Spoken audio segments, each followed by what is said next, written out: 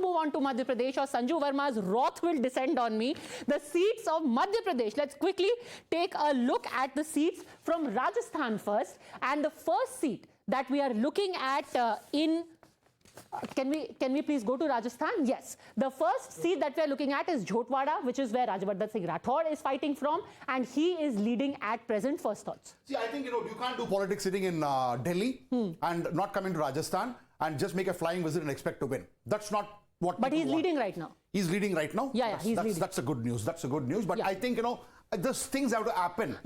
Also what I heard was that Abhishek Chaudhary is an NSUI. He's an NSUI leader, but he didn't want to fight from here. He wanted another seat. Yes. So is he like half-hearted over here, which is why Rajyavardhan Rathod is benefiting? It was basically Lalchand Kataria who wanted to contest from the Jhotwada seat. And I want to make one point also clear. Now, Jhotwada seat in Rajasthan, it has 18 nominees. I mean, 18 are contesting for this seat. So there is going to be a lot of factors. And with respect to Rajyavardhan Singh Rathod, the local cadres were not at all happy when he was contesting from Jhotwada. In fact, there were protests. He was seen in the video distributing sweets. People, the BJP cadres, they were refusing to accept seat. Okay, so Tushar Gupta does not agree with that. I don't think that Rajyavardhan Rathod has a Okay, Vidyadhar Nagar is the next seat I'm going to look at, because Diya Kumari, who is the royal, who is tipped to perhaps be the next royal face of the BJP, she is leading from here. She's up against Sitaram Agarwal, and Monica Chandel of the RLP is also fighting from here. I think our victory is an assured one, and probably we need to look at what is the post she's going to get. Is she the Maharani this time? Okay,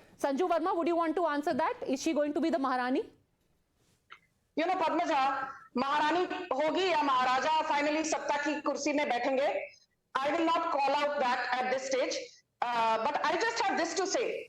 मान लो अभी मध्य प्रदेश में BJP would have been at a tally of 106 या 107, which is what all pollsters were saying prior to exit polls, and everybody was saying Congress को 114, 115, 120 मिल रही है मध्य प्रदेश में. Suddenly मैंने देखा है, and I'm not somebody who plays victim. I'm not somebody who believes in conspiracy theories. आज discussion Madhya Pradesh हो रही होती, BJP washed out of Hindi heartland. Modi will not come back in 2024. BJP is done with double engine sarkar ka concept, completely obliterated. But now that the outlier says BJP might get 140 seats and the average says BJP will get at least 115 to 120 seats, Congress will be limited to maybe 90 or 95 odd seats in Madhya Pradesh. The entire narrative has shifted from Madhya Pradesh to Telangana. But we are not discussing either. We are discussing Rajasthan, where you are shown winning. Both your candidates that I showed are leading right now.